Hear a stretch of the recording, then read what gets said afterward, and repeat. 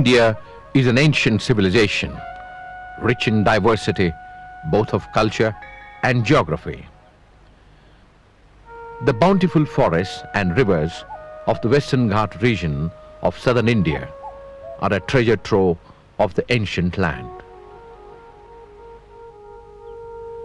Biligiri Ranga Betta, popularly known as BR Hills of southern Karnataka, is a fascinating stretch of hilly tracts and foothills, providing an idyllic environment where wild elephants roam freely in the deep serenity of the rich green deciduous forests. These forests also are a habitat for the tiger, leopards, bison, deer and the like. The forest regions of Yalandur, Chamrajnagar and Kolegala taluks and the hilly tracts of BR Hills are inhabited by a tribe known as Soligas, who identify themselves as children of bamboo, which in essence means the children of forests. The Soligas seem to have lived here for thousands of years. Several megalithic burial sites have been discovered recently at BR Hills, which are as old as 800 to 1000 BC.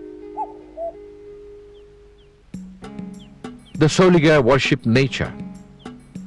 A huge champaka tree known as Dodda Sampige Mara is in fact their deity.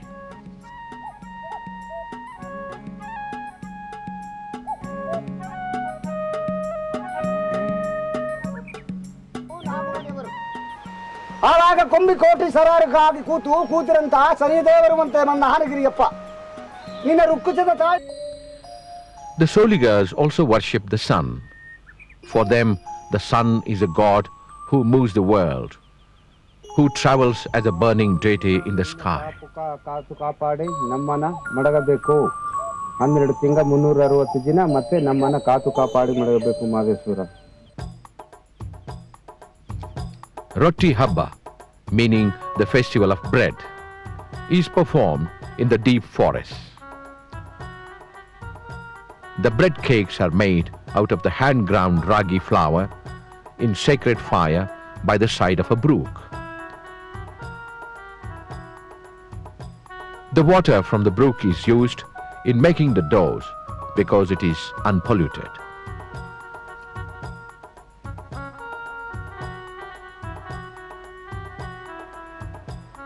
After offering the bread to the deity, the bread is distributed to the community as sacred food.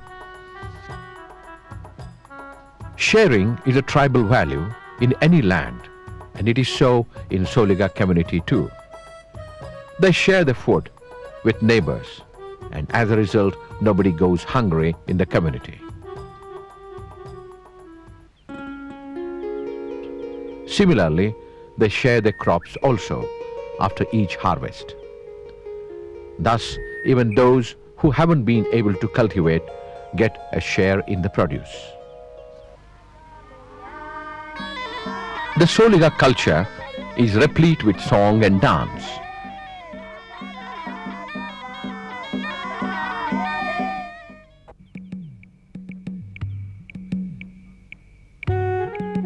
Looking at the plight of the poor Soligas, Dr. Sudarshan came into their lives as a dedicated medical practitioner and began to serve them, visiting them in their own podus.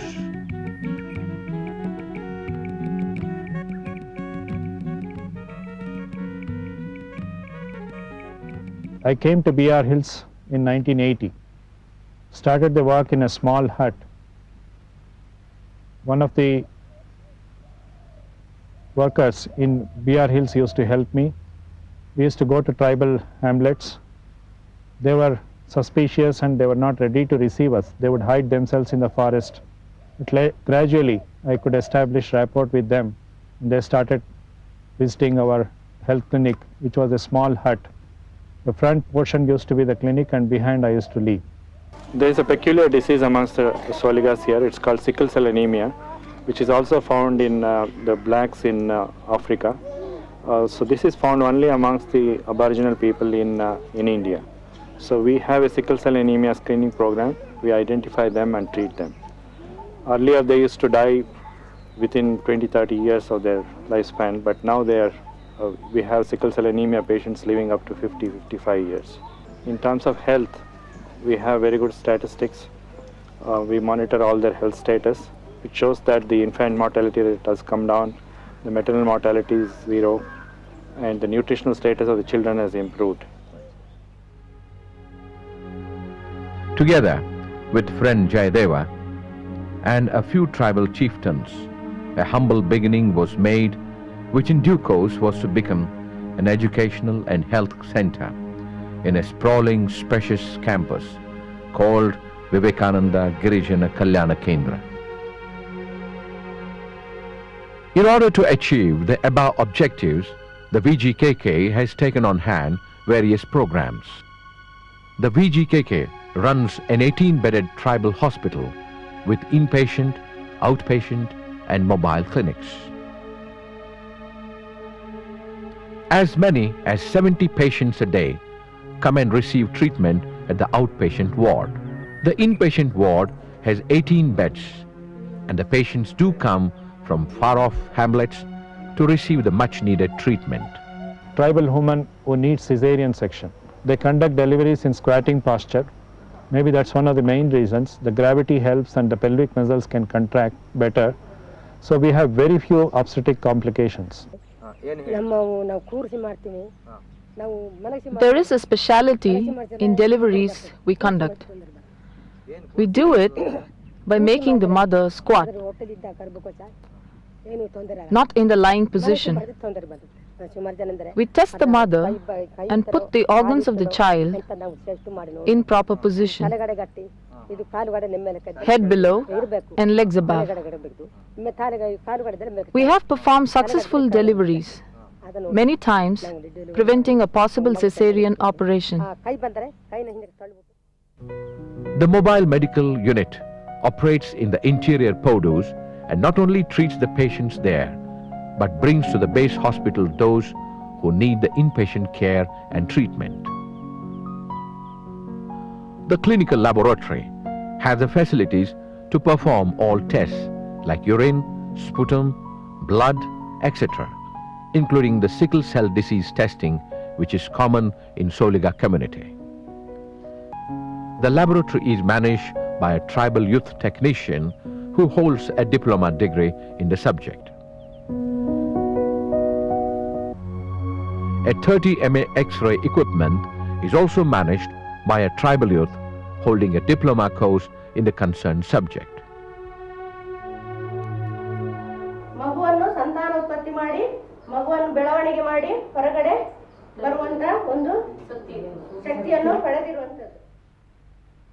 The Soliga tribal girls have been trained as female health workers and posted in remote tribal areas.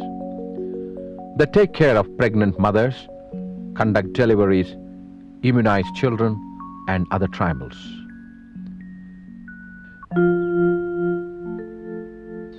Education of tribal children plays a key role in the development of tribals.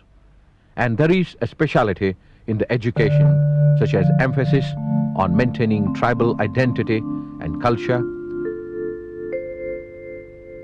vocational education, stress on environmental consciousness and the like.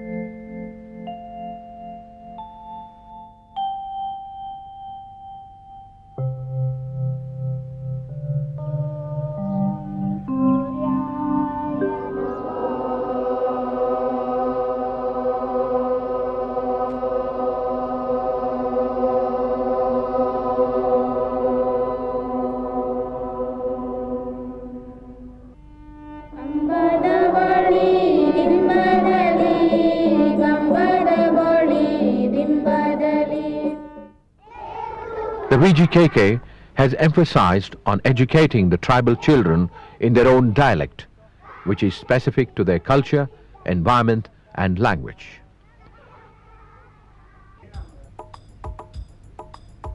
The focus is also on environmental education, value-based education, vocational education, and experiential learning. A child learns through experience, and here in the forest there are ample opportunities for the child to learn through experience. I see a long-term result in terms of the tribal community becoming a big force to reckon with and achieving self-reliance in due course. School children are also trained in dairy farming. They love cows and take care of them. Similarly, gardening and agriculture form a part of their education. This education is very helpful when they return to their villages. Look at this refreshing routine. Prayers are offered before every meal. Clean, nutritious, and hygienic food is served to the students 3 times a day.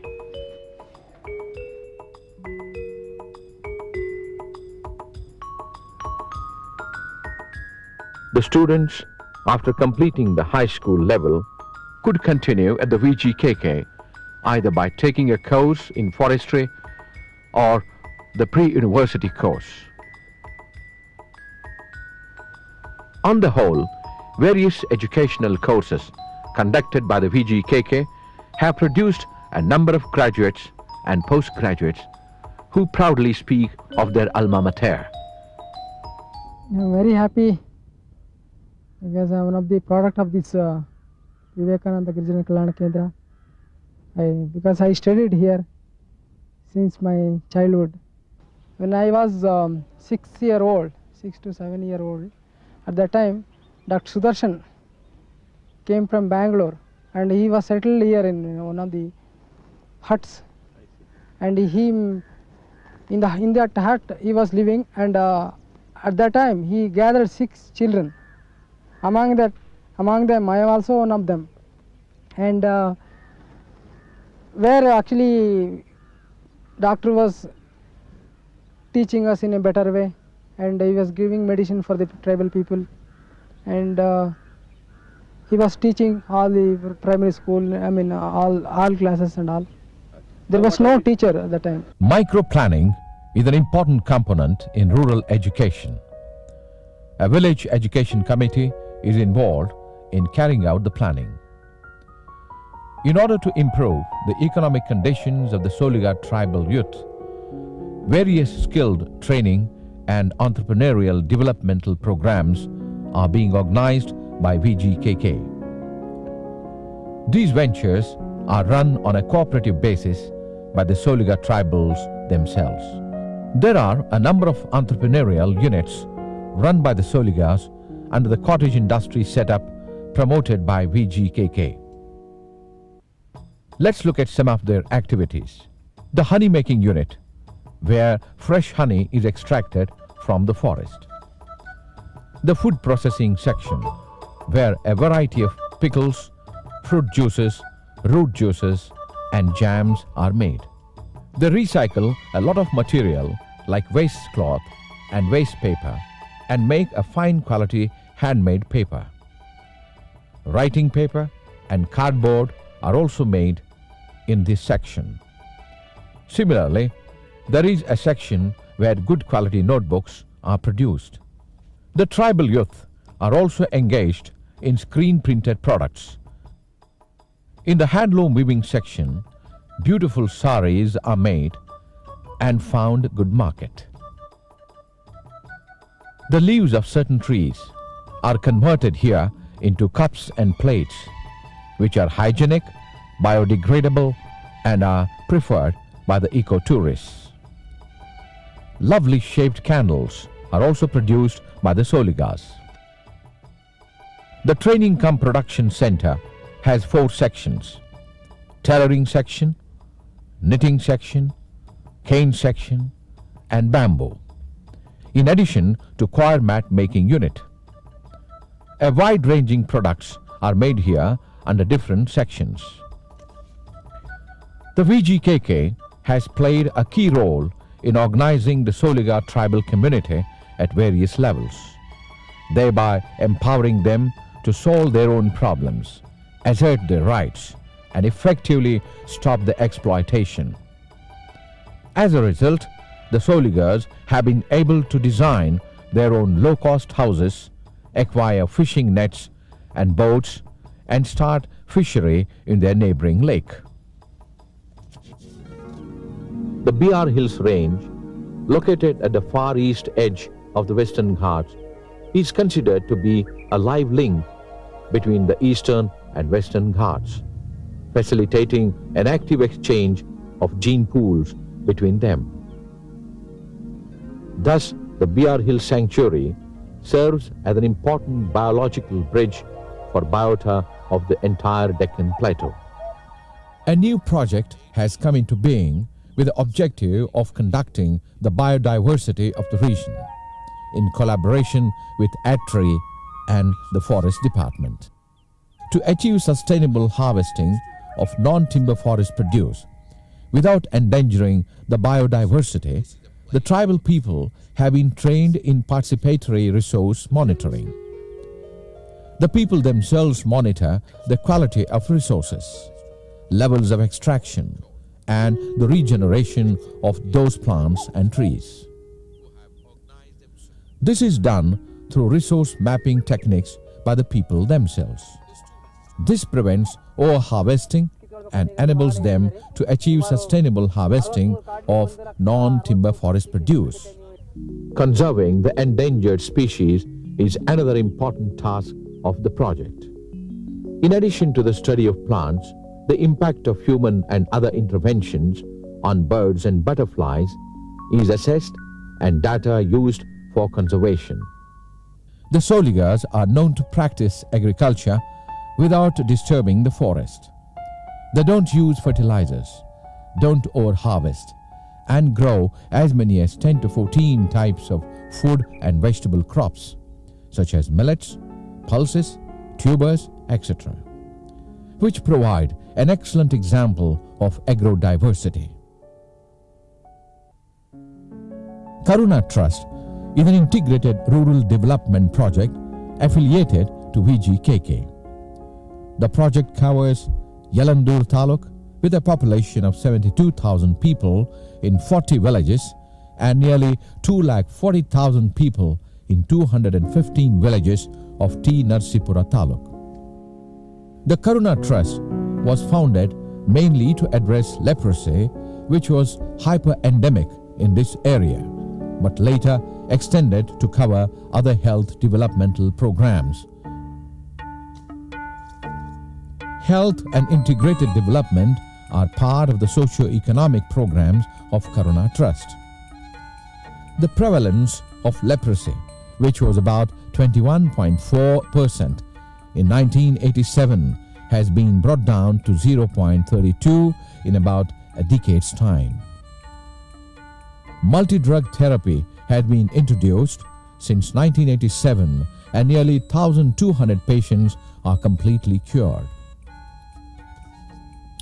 Rehabilitation of the leprosy patients with disability is being done by providing MCR footwear, physiotherapy, and surgical reconstruction.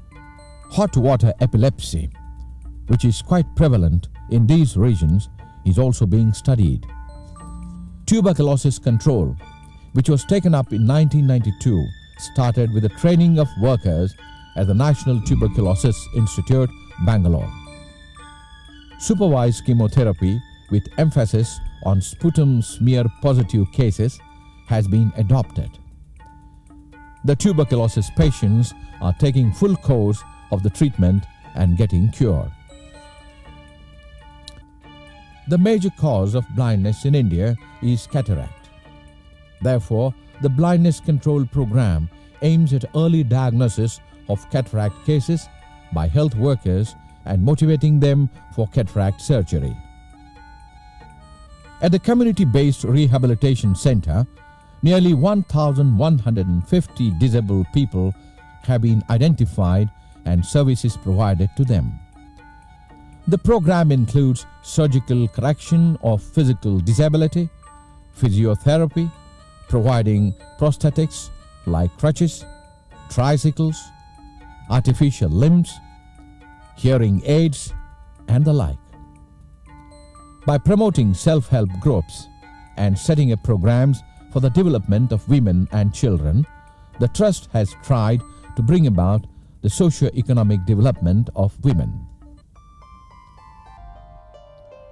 The Herbal Medicine Processing Unit is a unique venture. The unit manufactures churnas, meaning powders, tailas, meaning oils, and aristas, meaning juices, and supplies them to the market. The prices are within the reach of the poor people. Moreover, the herbal medicines made to the strict specifications are much welcome because they are very effective and do not have contraindications.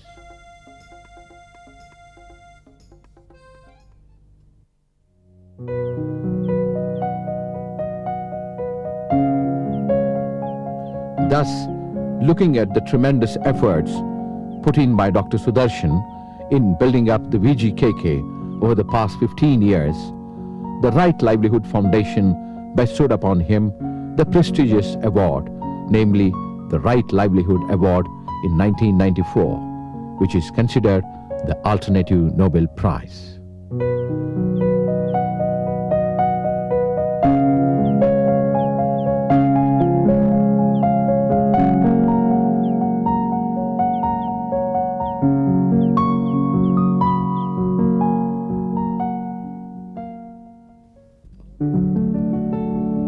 Considering the yeoman service of Dr. Sudarshan to the tribal community and the recognition of his work by the international society, the Government of India honored him on 30th March 2000 by awarding him the Padma Shri. I want to share something with the youths of this country. Having worked in rural and tribal areas for the last 25 years, this type of work, there may not be economic security, but I found there is tremendous inner satisfaction, joy and fulfillment in doing this type of work. I can assure the youths of this country that by doing this type of work, they will get much more greater fulfillment than what they can get through conventional way of life.